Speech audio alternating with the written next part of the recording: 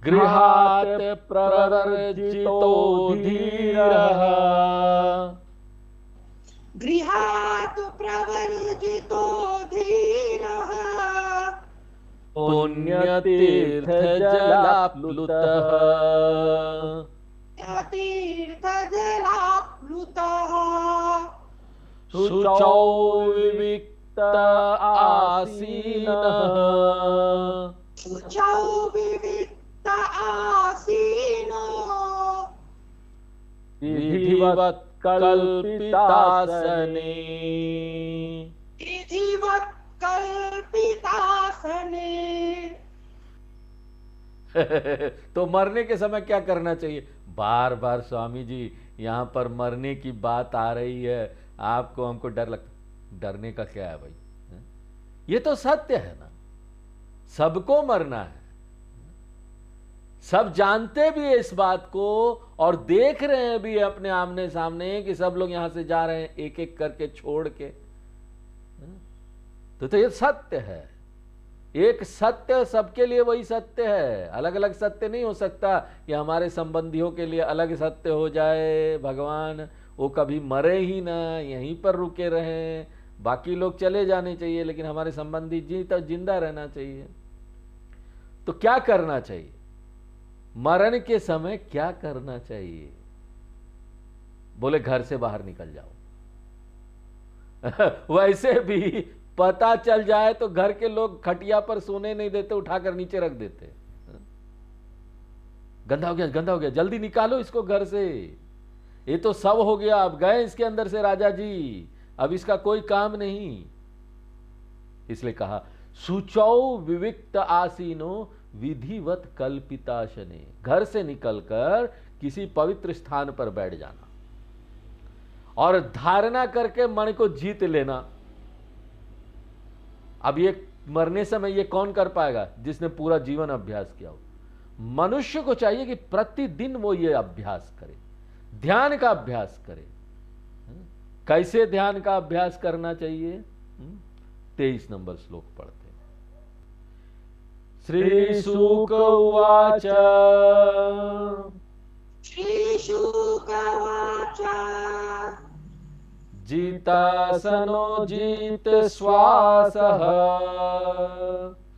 जितासनो जित श्वासः जित संगो जितेन्द्रियः जित संगो जितेन्द्रियः स्थूले भगवतो रूपे स्थूले भगवतो रूपे मनः संधारयेद्धिया मनः संधारयेद्धिया। तो ध्यान के लिए 4 बातें आवश्यक है, 4 चीजें ध्यान के लिए। ध्यान का अभ्यास करना है ना। जितासन, एक स्थान पर एक आसन में स्थिर बैठना। जित श्वासः, श्वास को संयमित करना। जित संगः, कोई भी विषय संग, नाते रिश्ते वाले संग के कारण मन ना उस दिशा में खींचा जाता है।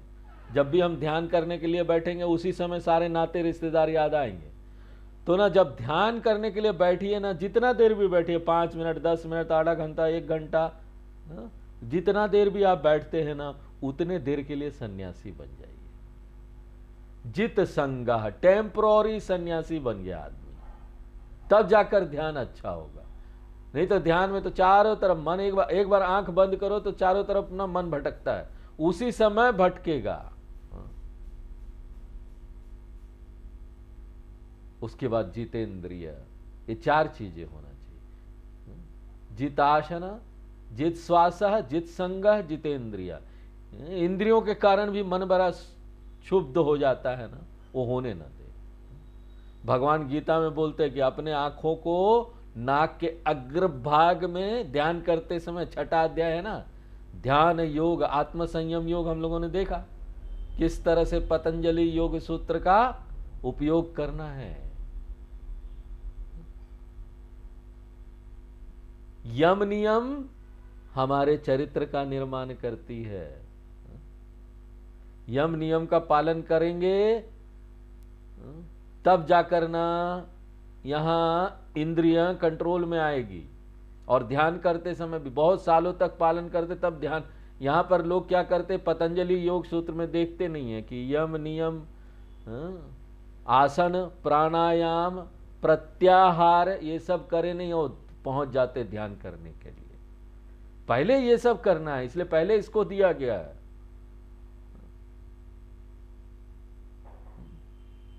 तो इसलिए जितेंद्रिय, इंद्रियों को अपने नियंत्रण में रखकर, सुखदेव जी कहते हैं आसन, श्वास, संग तथा इंद्रियों को जीत कर फिर अपने मन को भगवान के स्थूल विराट रूप में स्थिर करना चाहिए।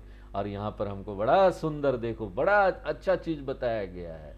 लोग पूछते भगवान का ध्यान कैसे करें, भगवान के विराट रूप के बारे में बताया गया है। क्या क्या देखे ध्यान करते समय, क्या क्या देखे भगवान के विराट रूप में। भगवान के विराट रूप का वर्णन भागवत में न जाने कितने अध्यायों में आया है। इसे हम क्या करते हैं, यहां पर एक बार विस्तार से देख लेते, फिर बार बार दोहराने की आवश्यकता नहीं रहेगी। देखो मनुष्य का शरीर तो छोटा सा है ना, लेकिन भगवान का विराट स्वरूप कैसा है होगा, बहुत बड़ा, पूरा संसार, पूरा ब्रह्मांड।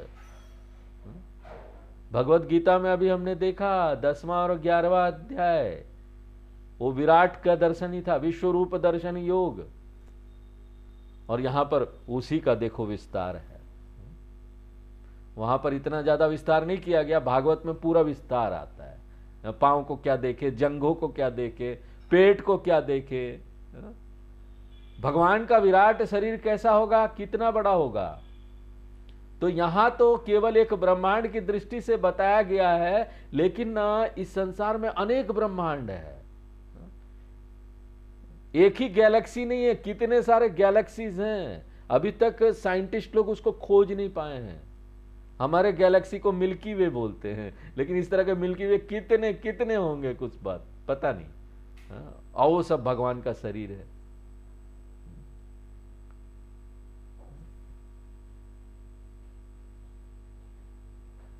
तो तुलसी रामायण में मंदोदरी, रामचरितमानस में मंदोदरी ने रावण से कहा, राम जी को आप एक साधारण पुरुष मत समझिए, पद पाताल शीस अज धामा, पाताल उनके चरण हैं तो ब्रह्मलोक उनके सिर है।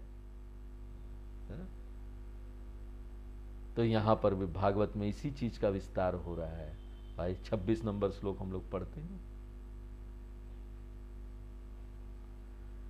पातालमेतस्य हि पादमूलम्, पातालमेतस्य हि पादमूलम्, पठन्ति पार्ष्णी प्रपदे रसातलम्, पठन्ति पार्ष्ण प्रपदे रसातलम्, महातलं विश्वसृजोऽथ गुल्फौ, महातलं विश्वसृजोऽथ गुल्फौ, तलातलं वै पुरुषस्य जङ्घे, तलातलं वै पुरुषस्य जङ्घे।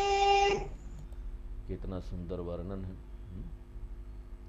तो क्या बोला जा रहा है, किस तरह से भगवान के ये शरीर को बताया जा रहा है विराट रूप में। यहां संक्षेप में एक कल्पना करा देते हैं। कहते हैं कि भगवान के पैर से लेकर कटी भाग तक सप्त अधोलोक है। 7 नीचे वाला जो लोक है ना, वो 14 लोक है। यहां पर कटी भाग में भूलोक है, नाभि रूप आकाश है, हृदय स्वर्गलोक है। इसी क्रम में ऊपर सिर तक सप्त ऊर्ध्वलोक है, 7 ऊंचा वाला लोक भी है और नीचा वाला भी, 14 लोक। फिर दांत हैं, हाथ हैं, नाड़ियां, रोम हैं, उसका भी वर्णन किया गया है। पाताल भगवान का पाद मूल है, तलवा है। एड़ियां और पंजे रसातल है। महातल कहां पर है? टखना, यानी एंकलेट होता है ना, जहां पर घुंघरू बांधते हैं भगवान, वो महातल है। घुटनों के नीचे का भाग तलातल है। भगवान के घुटनों में सुतल लोक है, जांघे अतल वितल लोक है, उनका कटी भाग पेड़ू भूलोक है, यानी महिताल महितल है। नाभि आकाश है, उनकी छाती स्वर्गलोक है, और उनका ग्रीवा महरलोक है, उनका मुख जनलोक है, कपाल तपोलोक है, और शीर्ष ही ब्रह्मलोक है। सिर उनका ब्रह्मलोक है। भगवान का सिर कहां है? ढूंढते रहो। तो ये भगवान का विराट रूप है। इसके आगे और भी वर्णन आता है। इंद्र आदि देवताएं उनकी भुजाएं हैं। पंच तत्व और उनके अधिष्ठाता देवता इंद्रियां हैं। दांत यमराज है, और हास्य भगवान की माया है। भगवान की हंसी ना, वो माया है भगवान की। भगवान की जो माया है यहां पर, वो हंसी है। तो भगवान की हंसी देखो, ध्यान देने योग्य है। भगवान की हंसी यानी माया दो प्रकार की होती है। एक तो स्वजन मोहिनी, जो भक्तों को मोहित करती है। आहा, आनंद आ गया। भक्त लोग जब देखते ना भगवान हंस रहे, वाह आनंद आ गया। और दूसरा है अभक्त लोगों के लिए, वो उनको मोहित करती है। भगवान के जो भक्त जन हैं उन्हें भी भगवान हंसकर मोहित करते रहते हैं। इतना ही नहीं, भगवान हंसते हैं तो कभी मोहित भी करते हैं और कभी मोह को दूर भी कर देते हैं। अर्जुन को मोहित कर दिया, परीक्षित जी को मोहित कर दिया, नारद जी को मोहित कर दिया। लेकिन इन भक्तों के मोह से दूसरे लोगों का भी कल्याण होता है। अर्जुन को मोहित किया तो इतना सुंदर भगवत गीता शास्त्र आ गया। परीक्षित को मोहित किया तो श्रीमद् भागवत महापुराण आ गया। नारद जी को मोहित किया तो राम जी मिल गए हैं।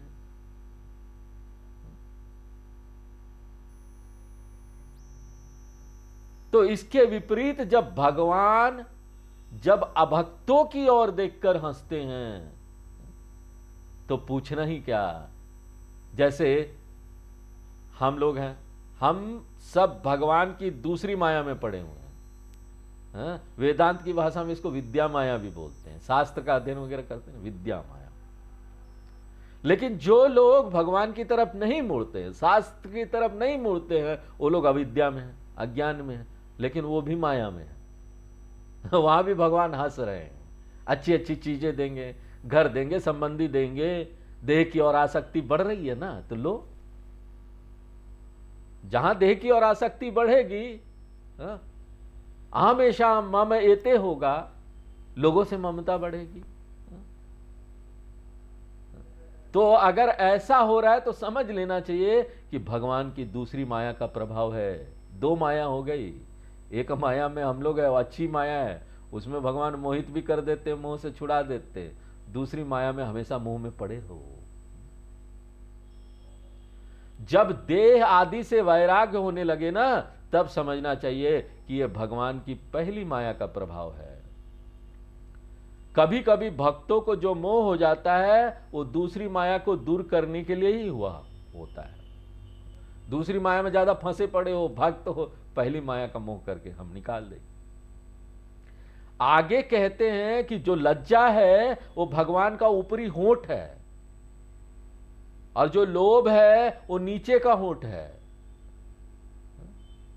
फिर कहते हैं भगवान का हृदय जो है ना, वृक्ष स्थल जो भगवान का, वो धर्म है, और अधर्म उनकी पीठ है। इसलिए अधर्म का आश्रय भी भगवान है। यहां अच्छा बुरा हम लोग पूछते हैं ना, ये क्वेश्चन उठता है, अच्छा भगवान है तो बुरा क्या है? अधर्म भी भगवान है, वो भगवान की पीठ है। देखो, इस लोक में भी प्रायः सामने सामने सब अच्छा काम होता है ना, और बुरा काम सब छुपा के होता है, पीठ पीछे। सारा अधर्म पीठ पीछे होता है, वो भगवान का पीठ है ना? इसलिए कहा जाता है कि भगवान को ना पीठ नहीं दिखानी चाहिए। मंदिर में हम लोग जाते हैं ना, ऐसे करके जाते सीधे सीधे और पीछे पीछे होके आते, प्रणाम करते हुए, फिर घूमते पीछे जाके। जब भगवान से दूर निकल जाते तब अपनी पीठ घुमाते हैं। आगे कहते हैं कि ब्राह्मण लोग उनके मुख हैं, क्षत्रिय उनकी भुजाएं हैं, वैश्य लोग उनकी जंघाएं हैं, और शूद्र इन विराट पुरुष के चरण हैं। पृथ्वी पर जो जंगल है, उसमें जो वृक्ष पेड़ पौधे हैं, वे सब विराट पुरुष के क्या है? रोम। शरीर में जो ये रोम रोम अपने बाल दिखाई देते हैं। और नदियां क्या है? इतने संसार में जो नदियां हैं उनकी नाड़ियां हैं। नदी देखो, सचमुच में नाड़ी है। नदी जीवन देती है, ब्लड देती है, धरती को ब्लड देती है, हमको भी ब्लड देती है। शरीर में नाड़ी होती है ना, ब्लड और दूसरी चीजें पूरे फैलाती है शरीर में। उसी तरह ये नदियां हैं, नाड़ियां हैं। देखो, इस तरह का अगर हमारा मन बने ना, ऐसा हमारे शास्त्रों का बचपन से अध्ययन करते हुए, तो हमको कभी भी ना ये प्रदूषण की समस्या, ये जो वृक्ष काट दे रहे हैं, और इतना सारा जो यहाँ पर वातावरण गंदा हो रहा है, साफ सफाई नहीं है। एक प्रधानमंत्री को आके बोलना पड़ता है कि चलो यहाँ पर ना एक अभियान चलाओ, स्वच्छ भारत अभियान, और उसके बाद भी लोग नहीं सुनते हैं। कितना अभियान चलाएंगे? ये भगवान है। जब तक हमारे मन में ऐसे सम्मान की भावना वातावरण के प्रति नहीं आ जाती कि ये भगवान है, ये ईश्वर है, विराट रूप है ईश्वर का, जब तक ऐसी भावना नहीं आ जाएगी, तब तक ना हम इसका सम्मान नहीं कर पाएंगे। और जब तक सम्मान नहीं करेंगे, इसकी रक्षा भी नहीं करेंगे, वातावरण की रक्षा नहीं करेंगे। और वातावरण की रक्षा नहीं करेंगे तो एक न एक दिन सब कुछ खराब होगा। गंदगी होगा, पॉल्यूशन होगा, प्रदूषण होगा, सांसें रुक जाएगी, सांसें चोक हो रही। दिल्ली में क्या हो रहा है? दिल्ली में छुट्टी देना पड़ता है, ऑफिसें बंद हो जाती है, स्कूलें बंद हो जाती है बच्चों की। इतना पॉल्यूशन हो गया, इतना प्रदूषण हो गया, सांसें रुक जा रही है, सांसें भी चोक हो जा रही है। तो भाव यह है कि ऐसा जो भगवान का विराट रूप है, उसमें हमको अपने मन को लगाना है। जब ध्यान करे तो ऐसा ध्यान करो ना। तो कोई कहेगा कि विराट में अपने मन को लगाने का क्या अर्थ हुआ? उसका अर्थ है, आज हम अपने आप को पूरे विश्व से अलग समझते हैं। हम अलग है, ये संसार अलग है। लेकिन सच तो यह है कि हमारा यह शरीर पंच महाभूतों की सृष्टि से अलग होकर नहीं रह सकता। पंच महाभूत का ही तो बना हुआ शरीर है, जगत से अलग कैसे है ये शरीर? हमारा पृथक अस्तित्व नहीं हो सकता। तत्व बोध में बड़े विस्तार से हमने देखा कि कैसे ना एक जीव और जगत एक है। जगत का भी वही 5 महाभूत से निर्माण होता है, और जीव का भी किस तरह से 5 महाभूत से निर्माण होता है, वो सब हमने देखा। तो वो जब देखा, हम तत्व बोध और वेदांत जब पढ़ लेते ना, हमको ये समझना बड़ा आसान हो जाता है, पुराण समझना आसान हो जाता। नहीं तो ना लोग पुराणों में आके ना भ्रमित हो जाते हैं, उनको गलत गलत व्याख्या हो जाती, गलत गलत उसका अर्थ निकाल लेते हैं, व्याख्या भी सही प्रकार से नहीं हो पाएगा। अब यदि भगवान के पैर पाताल लोक है और कटी भाग भूलोक है, तो उसमें मैं भी आ गया कि नहीं? बताइए। सब कुछ अगर भगवान है संसार, मैं हूं कि नहीं? उसमें मैं भी हूं ना। मैं भगवान का एक अंग हो गया, उससे अलग कहां हुआ? भगवान के विराट रूप में मन लगाने का अर्थ है मैं भगवान का ही अंश हूं, मुझे ऐसा समझना है। जैसे एक उंगली को कहा जाए कि तुम शरीर का ध्यान करो, हे उंगली तुम शरीर का ध्यान करो, तो इसका क्या मतलब है? उंगली को यह समझना चाहिए कि वह शरीर का ही भाग है ना। अगर उसे काट कर अलग कर दिया जाए तो वो अशुभ हो जाएगी, भगवान से अलग।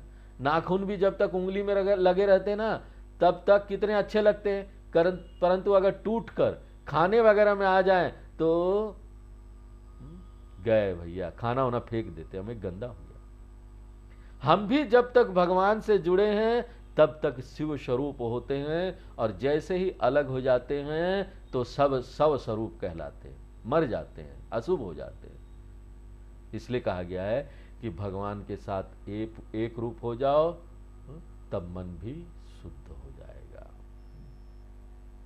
तो आज यहीं पर विराम देते हैं, आगे फिर नेक्स्ट क्लास में देखेंगे। ओम पूर्णमदः पूर्णमिदं पूर्णात् पूर्णमुदच्यते पूर्णस्य पूर्णमादाय पूर्णमेवावशिष्यते। ओम शांति शांति शांति।